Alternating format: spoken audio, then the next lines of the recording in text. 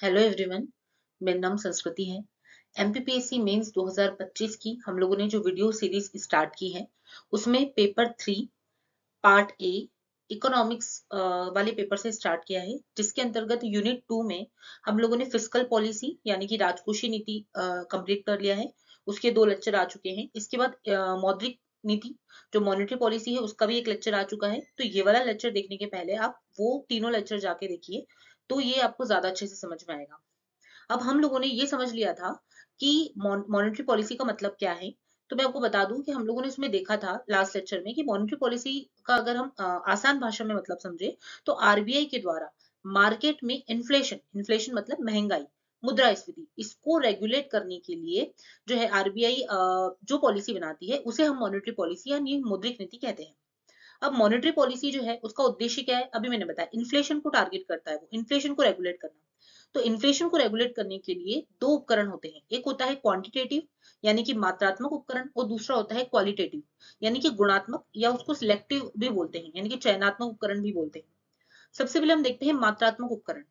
मात्रात्मक उपकरण नाम से ही समझ में आ रहा है कि इसमें मुद्रा की मात्रा, ठीक है ना, तो मुद्रा की मात्रा को इसमें रेगुलेट किया जाएगा और कंट्रोल किया जाएगा, इसे हम क्या बोलते हैं, मात्रात्मक उपकरण बोलते हैं। अब समझते हैं कि कैसे कैसे होता है। सारे टर्म्स को हमको इंग्लिश में ही याद रखना है क्योंकि हिंदी में उसका ट्रांसलेशन हो सकता है कि कुछ अलग आ जाए, इसलिए इकोनॉमिक्स के टर्म्स इंग्लिश में ही पता होना चाहिए। समझते हैं। सबसे पहला है कि एनडीटीएल क्या होता है। एनडीटीएल यानी कि net demand and time liability.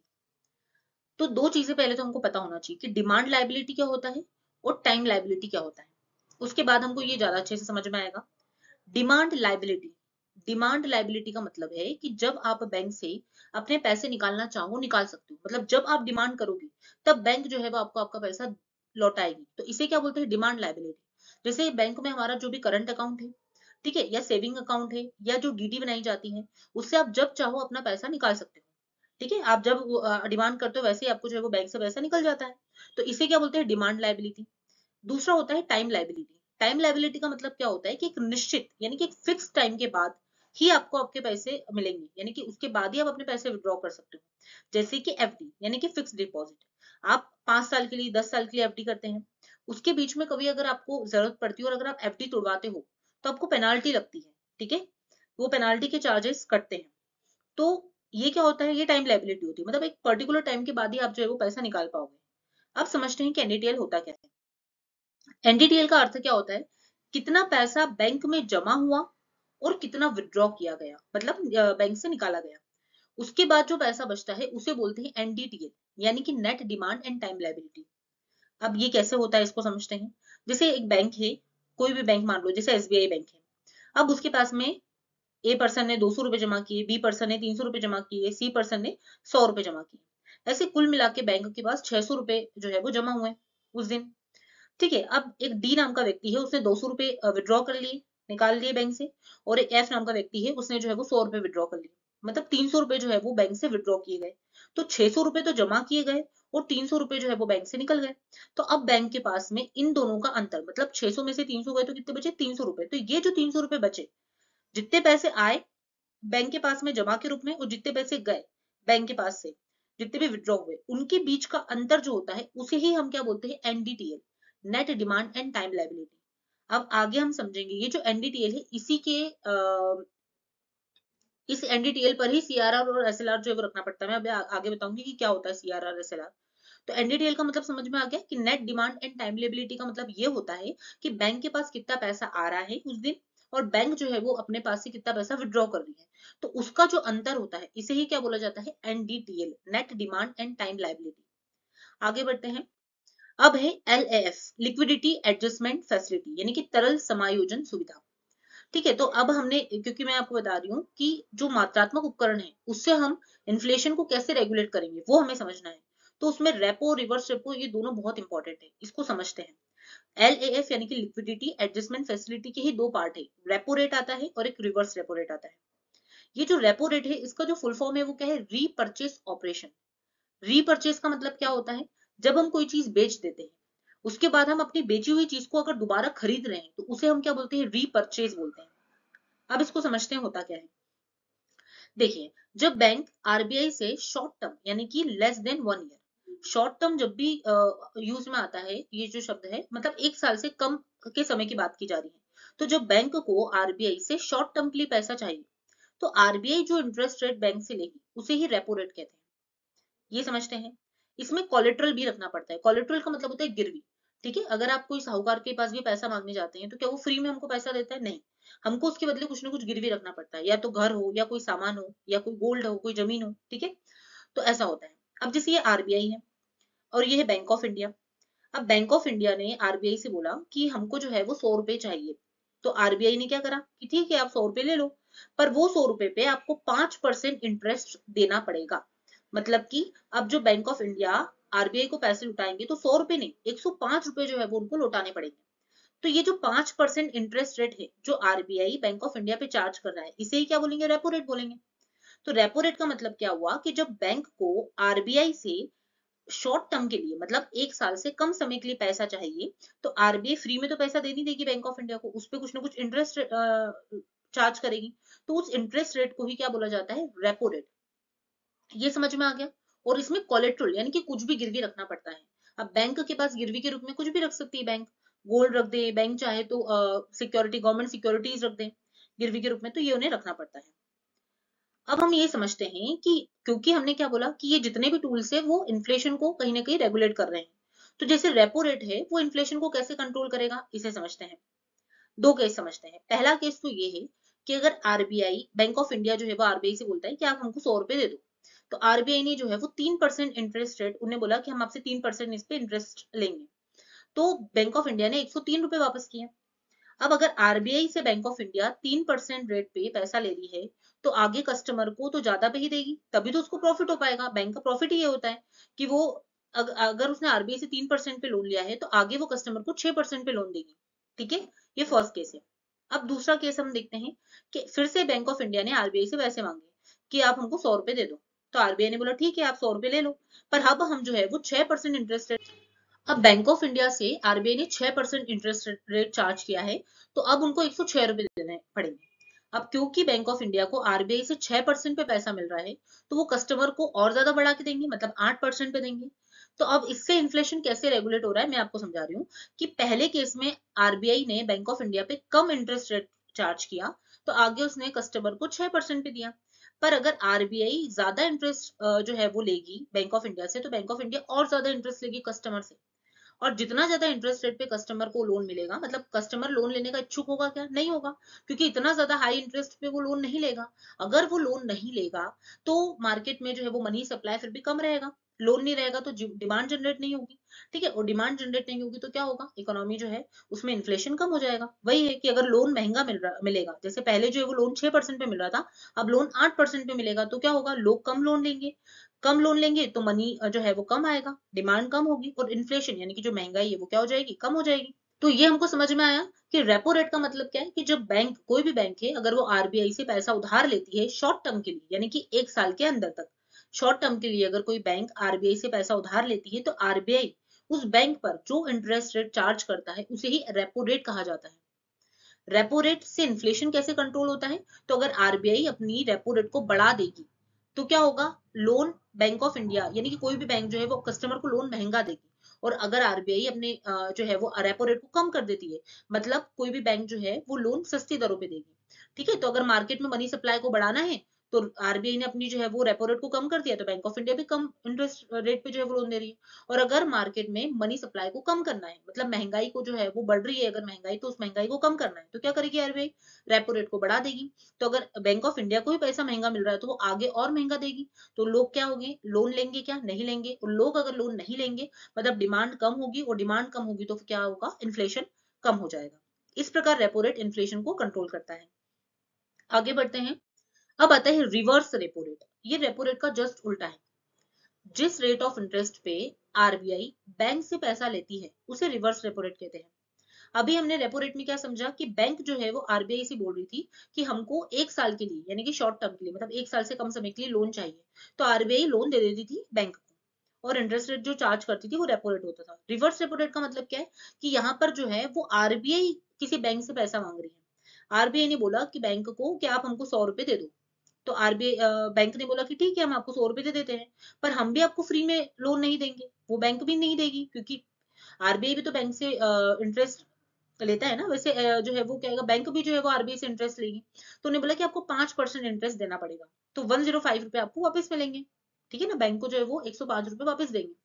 तो इसमें क्या होता है, ये शॉर्ट टर्म के लिए होता है, और इसमें भी कोलेट्रल रखना पड़ता है, मतलब इसमें भी जो है वो आरबीआई को कोलेट्रल के रूप में कुछ ना कुछ गिरवी रखना पड़ेगा उस बैंक के पास में। चाहे तो वो बैंक के पास अपने गोल्ड रख ले या फिर गवर्नमेंट सिक्योरिटीज रख ले, कुछ भी दे सकते हैं। तो रिवर्स का मतलब ही उल्टा, रेपो रेट का उल्टा। जहां रेपो रेट में बैंक आरबीआई से उधार ले रही थी, वहां रिवर्स रेपो रेट में आरबीआई बैंक से उधार ले रही है। अब ऐसा क्यों कि आरबीआई को ऐसा क्या जरूरत पड़ गई कि उसको बैंक से पैसा लेना की जरूरत पड़ी? तो आरबीआई ने अगर बैंक से पैसा लिया, अब ये इन्फ्लेशन को कैसे कंट्रोल कर रहा है ये समझते हैं, रिवर्स रेपो रेट कैसे कंट्रोल करती है। आरबीआई ने अगर बैंक से पैसा ले लिया, आरबीआई ने बोला कि हमको आपसे पैसा चाहिए, और एसबीआई ने जो है आरबीआई को पैसा भी दे दिया 100 रुपए, तो बैंक के पास जो एक्स्ट्रा पैसे है वो नहीं बचे। ठीक है ना, बैंक के पास जो एक्सेस मनी होता है वही तो बैंक जो है वो लोन के रूप में देगी आरबीआई को, पर बैंक के पास से जो एक्स्ट्रा पैसे है वो तो आरबीआई ने ले लिए। ठीक है ना, आरबीआई के पास वो एक्स्ट्रा पैसे आ गए, तो एसबीआई से वो एक्स्ट्रा पैसे चले गए। अब अगर एसबीआई के पास जो है वो एक्स्ट्रा पैसे चले गए, तो एसबीआई के पास अब पैसे कम बचे लोन देने के लिए, और कम बचे पैसे लोन देने के लिए तो इंटरेस्ट रेट वो हाई कर देंगे, और इन्फ्लेशन क्या हो जाएगा, कंट्रोल हो जाएगा। मतलब लोगों को जो है, लोग कम लोन लेंगे, और लोग कम लोन लेंगे तो डिमांड कम होगी, और डिमांड कम होगी तो फिर क्या होगा, इन्फ्लेशन कम हो जाएगा।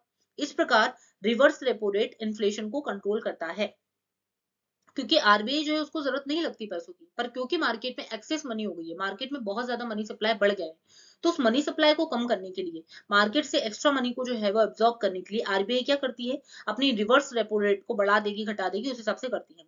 अगर बढ़ा देगी तो एसबीआई को लगेगा कि हाँ ठीक है, मतलब आरबीआई अगर एसबीआई के पास पैसा मांगने जाएगी कि हमको 100 रुपए दे दो, तो एसबीआई भी खुशी खुशी दे देगा, क्योंकि उसको पता है मेरे को 5% इंटरेस्ट रेट मिल रहा है। इसको ही अगर आरबीआई को और ज्यादा इन्फ्लेशन को कंट्रोल करना है तो 6% कर सकती है, 8% कर सकती है।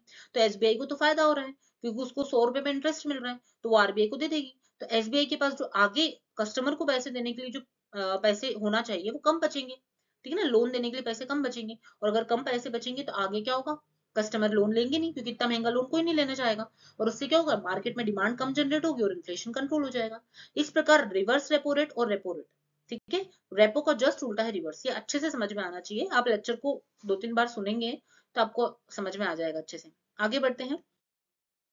एक आता है long term repo rate, long term repo operation. देखो, रेपो रेट तो अभी हमने समझा कि जब बैंक आरबीआई से पैसा लेती है, पर रेपो रेट में क्या अंतर है और लॉन्ग टर्म रेपो रेट में क्या अंतर है, कि रेपो के अंदर हमने क्या समझा कि शॉर्ट टर्म, यानी कि 1 साल से कम के लिए जो है वो अगर किसी बैंक को आरबीआई से पैसा चाहिए। लॉन्ग टर्म रेपो रेट नाम से ही समझ में आ रहा है कि 1 साल से ज्यादा होगा, तभी तो लॉन्ग टर्म है। तो जब बैंक को आरबीआई से लॉन्ग टर्म के लिए पैसा चाहिए, तो इसे हम क्या बोलते हैं, लॉन्ग टर्म रेपो रेट। अब मैक्सिमम लॉन्ग टर्म कितना हो सकता है, 3 साल के लिए। अगर कोई बैंक को लंबे समय के लिए आरबीआई से पैसा चाहिए, जो कि मैक्सिमम हो सकता है 3 साल, तो आरबीआई क्या करेगी, बोल देगी ठीक है आप 100 रुपए ले लो, और आप पे कुछ इंटरेस्ट रेट चार्ज की जाएगी। ठीक है, तो रेपो जो है वैसा ही है लॉन्ग टर्म भी, पर लॉन्ग टर्म में बस ड्यूरेशन बढ़ जाता है। जैसे उसमें क्या था, शॉर्ट टर्म था, मतलब 1 साल से कम समय के लिए था, जबकि लॉन्ग टर्म में 1 साल से ज्यादा, और मैक्सिमम कितना हो सकता है, तो 3 साल हो सकता है। सेम रेपो रेट जैसा ही है। आगे बढ़ते हैं। अब समझते हैं कि बैंक रेट क्या होता है। ये सारे टर्म हमको अच्छे से समझ में आना चाहिए। अगर हमको समझ में आ गए तो हम अपने हिसाब से उसकी परिभाषा बनाकर, अगर 2-2 नंबर में आता भी है तो हम उसको अच्छे से लिख पाएंगे, अगर समझा हुआ है अच्छे से। बैंक रेट समझते हैं कि जब बैंक आरबीआई से लॉन्ग टर्म के लिए पैसा लेती है और कोलेटरल भी नहीं रखती, तब आरबीआई द्वारा जो हायर इंटरेस्ट रेट चार्ज की जाती है उसे बैंक रेट कहते हैं। ऐसी स्थिति कब आएगी, मान लो बैंक बहुत कर्जे में है, बैंक जो है वो बहुत लॉस में चल रही है अगर, ठीक है, और अब बैंक के पास में पैसा ही नहीं है कि आगे वो लोगों को लोन में दे सके। ठीक है ना, तो जब बैंक में ऐसी समस्या चल रही है तो बैंक को लॉन्ग टर्म के लिए पैसा चाहिए, शॉर्ट टर्म के लिए नहीं चाहिए। अगर शॉर्ट टर्म के लिए चाहिए होता तो वो रेपो रेट में आ जाता। तो ये क्या चाहिए, बैंक को लॉन्ग टर्म के लिए पैसा चाहिए, पर बैंक के पास कुछ भी नहीं है कोलेटरल में रखने के लिए, मतलब गिरवी रखने के लिए भी कुछ नहीं है। तब आरबीआई जो इंटरेस्ट रेट उस पर चार्ज करेगी वो बैंक रेट है। पर अब यहाँ पे बैंक रेट आरबीआई क्या करेगी, हायर इंटरेस्ट रेट चार्ज करती है। क्यों? क्योंकि गिरवी भी नहीं रख रही। आप एक किसी साहूकार के पास जाएंगे और उससे पैसे मांगने के लिए जाएंगे कि आप मुझे 1 लाख रुपए दे दो, पर मेरे पास गिरवी रखने के लिए भी कुछ नहीं है, और मेरे को 1 लाख रुपए जो है वो लंबे समय के लिए चाहिए, मतलब मैं आपको 2-3 साल में दूंगा वो 1 लाख रुपए। तो क्या वो साहूकार जो है वो कम इंटरेस्ट रेट पे देगा क्या? क्योंकि मैंने उसके पास कुछ गिरवी भी नहीं रखा है, इसलिए वो जो है वो, तो जो इंटरेस्ट रेट चार्ज की जाएगी वो हाई होगी। ठीक है ना, क्योंकि उसके पास कुछ गिरवी भी नहीं रखा है, तो अपनी सिक्योरिटी के लिए क्या करेगा, इंटरेस्ट रेट को हाई चार्ज करेगा। तो हमेशा जब भी हम देखेंगे तो बैंक रेट ज्यादा होती है रेपो रेट से, क्योंकि रेपो रेट में भी बैंक जो है वो आरबीआई से पैसा उधार ले रही है, और बैंक रेट में भी जो है वो बैंक आरबीआई से पैसा उधार ले रही है। पर रेपो रेट में शॉर्ट टर्म के लिए पैसा चाहिए और कोलेटरल रख रही है, वो गिरवी रख रही है आरबीआई के पास कुछ ना कुछ। पर बैंक रेट में वो लॉन्ग टर्म के लिए पैसा ले रहा है बैंक आरबीआई से, और उसमें कुछ गिरवी भी नहीं रख रहा। तो अगर गिरवी भी नहीं रख रहे हैं अगर बैंक, तो उसको क्या उस पर हाई इंटरेस्ट रेट लगती है, इसे ही क्या बोलते हैं, बैंक रेट बोलते हैं। ये समझ में आया? आगे बढ़ते हैं। अब समझते हैं कि सीआरआर क्या होता है। इसको बोलते हैं कैश रिजर्व रेशियो, यानी कि नगद आरक्षित अनुपात। ये क्या होता है, बैंक को अपने एनडीटीएल का कुछ भाग कैश के फॉर्म में, किस फॉर्म में, कैश के फॉर्म में आरबीआई के पास रिजर्व रखना होता है, और इसे ही क्या बोलते हैं, सीआरआर बोलते हैं। सीआरआर क्यों रखते हैं, कि बैंक के पास कुछ पैसा रिजर्व होना चाहिए, ताकि जब बैंक जो है वो अगर प्रॉब्लम में आया तो उस पैसों का वो यूज कर सके। इसलिए आरबीआई हर बैंक के ऊपर, लगभग सभी बैंकों के ऊपर एक जैसी जो है वो लिमिट सेट करता है, कि कम से कम आपको अपने एनडीटीएल का, अब एनडीटीएल में आपको समझा चुकी हूँ कि बैंक के पास कितना पैसा आया और कितना पैसा उसने विड्रॉ कर दिया, और कितना पैसा उसने जो है वो लोगों को दे दिया, लोगों ने विड्रॉ करा, उसके अंतर को हम क्या बोलते हैं, जो पैसा बचा उसके पास में वो एनडीटीएल है। उस एनडीटीएल का कुछ भाग बैंक को कैश के फॉर्म में किसके पास रखना है, आरबीआई के पास रखना है, रिजर्व के रूप में। इसे ही हम क्या बोलते हैं, सीआरआर, क्योंकि नाम से समझ में आ रहा है कैश रिजर्व रेशियो, मतलब कैश जो है वो रिजर्व के रूप में रखा रहेगा आरबीआई के पास में। ठीक है, तो समझ में आया कि सीआरआर क्या होता है, कि जब बैंक अपने एनडीटीएल का कुछ भाग कैश के फॉर्म में आरबीआई के पास रिजर्व रखती है, तो इसे क्या बोलते हैं, सीआरआर बोलते हैं। अब क्वेश्चन ये आता है कि सीआरआर इन्फ्लेशन को कैसे कंट्रोल करता है। फर्स्ट केस समझते हैं कि अगर सीआरआर, आरबीआई ने बोला है 3%, मतलब बैंक को अपने एनडीटीएल का 3% पैसा जो है वो किसके पास रखना है, आरबीआई के पास रखना है। पर और दूसरे केस में आरबीआई ने बोला है कि आपको जो है वो सीआरआर 4% रखना है, मतलब बैंक को अपने पैसों का, कुल एनडीटीएल का 4% रखना है। तो कहां पर बैंक के पास ज्यादा पैसे बचेंगे, अगर वो 3% रख रहा है तो बैंक के पास पैसे होंगे, तो वो लोन दे पाएगा ज्यादा। अगर सीआरआर बढ़ गया, मतलब बैंक को अपने एनडीटीएल का ज्यादा भाग जो है वो आरबीआई के पास रिजर्व के फॉर्म में रखना पड़ रहा है, तो उससे क्या होगा, बैंक के पास पैसा कम रहेगा लोन देने के लिए। और अगर वो कम लोन, सॉरी, सीआरआर जो है वो 4% है, तो बैंक के पास कम पैसे हैं, बैंक के पास कम पैसे तो वो अधिक लोन नहीं दे पाएंगे। ठीक है ना, बैंक के पास कम पैसे है तो वो अधिक लोन नहीं दे पाएंगे। तो ये हमको समझना पड़ेगा कि सीआरआर कैसे इन्फ्लेशन को कंट्रोल करता है, कि अगर बैंक के पास अगर सीआरआर 3% है, तो बैंक जो है वो 3% अपने एनडीटीएल का आरबीआई के पास रखता है, जिससे उसके पास थोड़े से ज्यादा पैसे बचेंगे और वो ज्यादा लोन दे पाएगा। पर अगर सीआरआर जो है वो 4% कर दिया, मतलब कि सीआरआर की दर को अगर बढ़ा दिया, तो बैंकों को अपने एनडीटीएल का ज्यादा भाग आरबीआई के पास रिजर्व के रूप में रखना पड़ेगा, जिससे क्या होगा, आगे उसको लोन देने के लिए पैसे कम बचेंगे। और अगर वो कम लोन देंगे तो क्या होगा, कस्टमर, कम लोगों के पास पैसा जाएगा, और अगर लोगों के पास पैसा कम है तो इन्फ्लेशन कंट्रोल हो जाएगा। तो इस प्रकार सीआरआर जो है वो इन्फ्लेशन को कंट्रोल करता है। आगे बढ़ते हैं। अब होता है एसएलआर। एसएलआर का फुल फॉर्म होता है स्टेट्यूटरी लिक्विडिटी रेशो, यानी कि सांविधिक तरलता अनुपात। क्या होता है ये, तो जब बैंक अपने एनडीटीएल का कुछ भाग किस किस फॉर्म में, कैश के रूप में, गोल्ड के फॉर्म में, और गवर्नमेंट सिक्योरिटीज के फॉर्म में, इसके फॉर्म में अपने पास रखता है, आरबीआई के पास नहीं, अपने पास रखता है, तो इसे हम बोलते हैं एसएलआर। और अब देखो, आरबीआई समझता है कि हर बैंक है और हर बैंक जो है वो एक जैसी नहीं चलती है, कोई बैंक को प्रॉफिट हो रहा है, कुछ बैंक नुकसान में चल रही है। तो बैंक जो है वो जब उसको ऐसी प्रॉब्लम आए, फाइनेंशियल प्रॉब्लम अगर आए, तो वो अपने पैसों का यूज कर पाए, ठीक है ना, उसका कुछ ना कुछ जो है वो रिजर्व हो उसके पास पैसे, कि वो उसका यूज कर पाए। इसलिए आरबीआई जो है वो दो रेट्स, दो चीजें हर बैंक पे अप्लाई करती है। वो होता है, एक होता है सीआरआर यानी कि कैश रिजर्व रेशो, और एक होता है एसएलआर यानी कि स्टेट्यूटरी लिक्विडिटी रेशो, कि कुछ ना कुछ भाग आपके पास रिजर्व के फॉर्म में हो, जब भी आपको समस्या हो तो आप उसका यूज कर सको। तो सीआरआर में वो कैश के फॉर्म में आरबीआई के पास पैसा रखता है बैंक, ठीक है। एसएलआर में जो है वो बैंक खुद अपने पास जो है वो कुछ पैसा जमा करके रखता है, यानी कि रिजर्व के रूप में रखता है। अब ये तीन रूपों में हो सकता है, जैसे सीआरआर सिर्फ कैश के फॉर्म में हो सकता है, एसएलआर कैश के फॉर्म में भी हो सकता है, गोल्ड के रूप में भी वो रख सकता है अपने पास एसएलआर, और गवर्नमेंट सिक्योरिटी के रूप में भी रख सकता है। अब सीआरआर एसएलआर में एक डिफरेंट है। देखो, जो सीआरआर है वो, उसमें प्रॉफिट होता है क्या, बैंक को प्रॉफिट नहीं मिलता है, क्योंकि उसको तो अपने एनडीटीएल का कुछ भाग आरबीआई के पास जमा करना रहता है, तो उसको उस पर कोई प्रॉफिट नहीं मिल रहा है। पर एसएलआर जो होता है वो बैंक का खुद के पास होता है, और एसएलआर सिर्फ कैश के फॉर्म में नहीं होता, गोल्ड और गवर्नमेंट सिक्योरिटी के फॉर्म में भी होता है। तो क्या, जब उसने अपने पास गोल्ड अपने रिजर्व के फॉर्म में रखा, तो गोल्ड के भाव जो है वो मार्केट में बढ़ भी रहे हैं, ठीक है, गवर्नमेंट सिक्योरिटी पे उसको इंटरेस्ट भी मिल रहा है। इसका मतलब ये है कि गोल्ड और गवर्नमेंट सिक्योरिटी जो है वो उसके लिए प्रॉफिट का काम करेंगे। मतलब एसएलआर पे किसी बैंक को प्रॉफिट मिल सकता है पर सीआरआर पे नहीं मिलता है।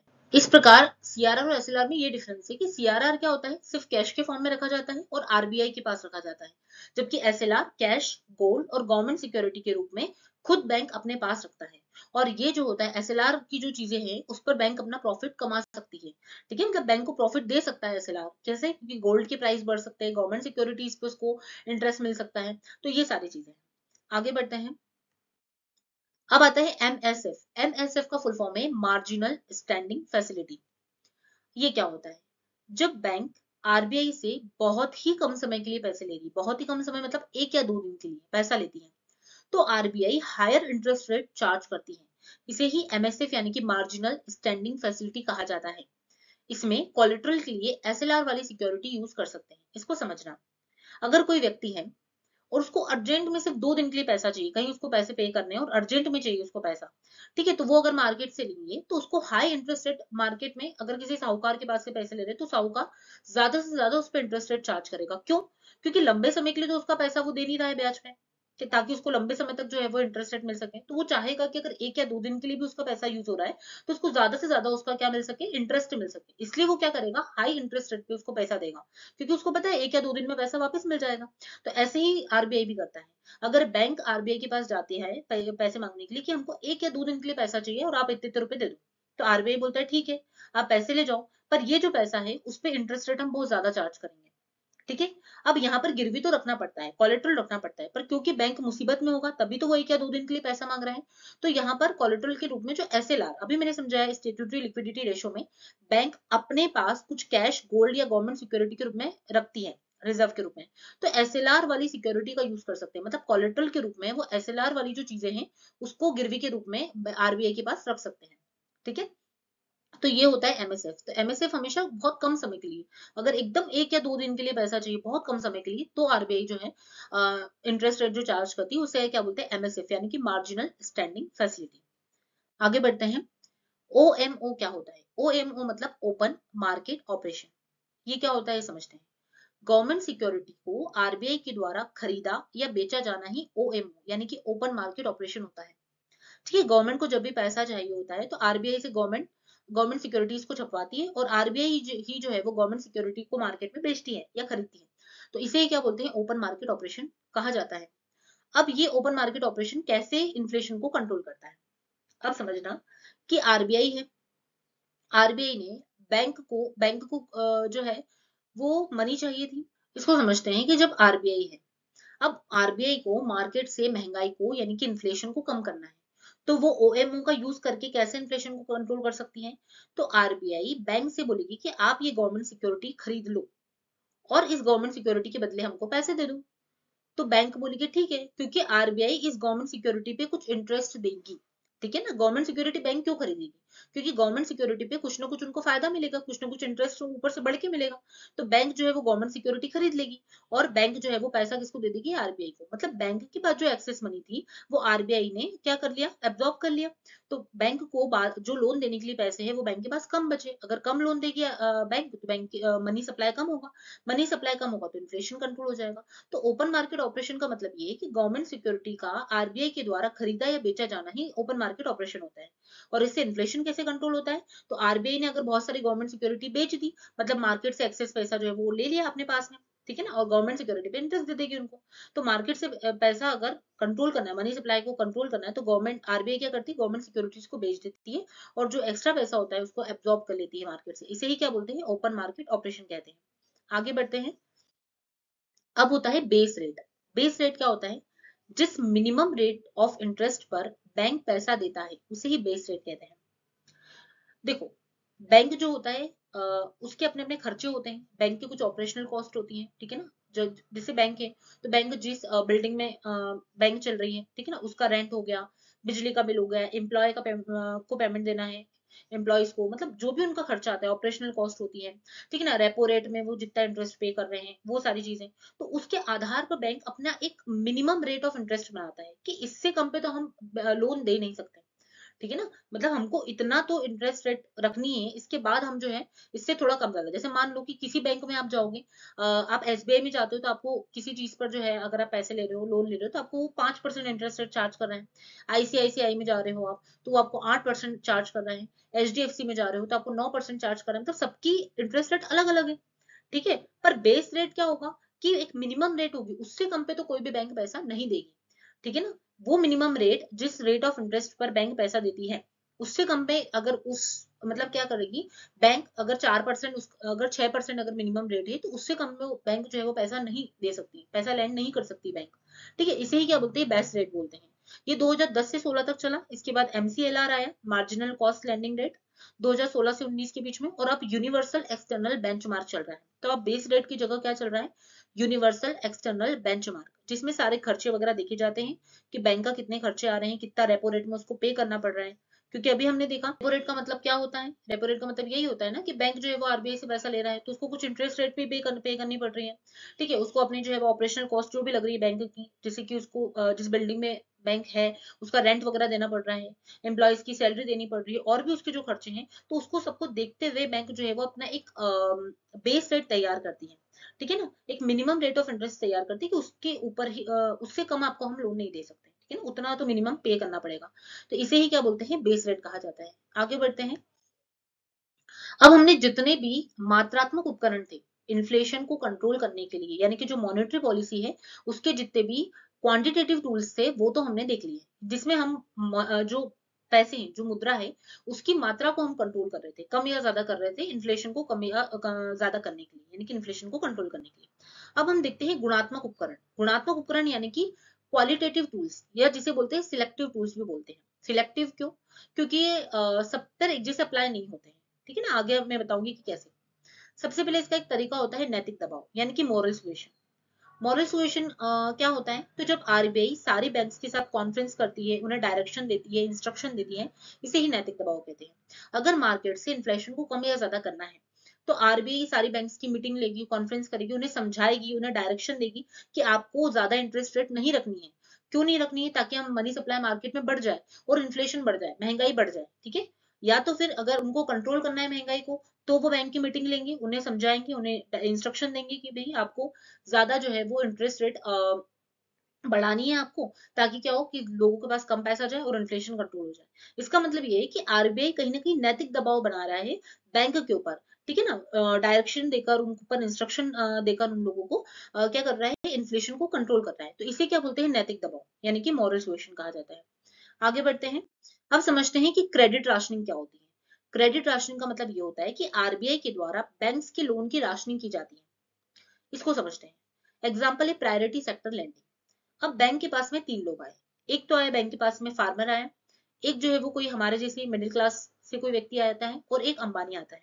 अब तीन लोग हैं और तीनों ही जो है वो बैंक के पास लोन लेने के लिए आए हैं।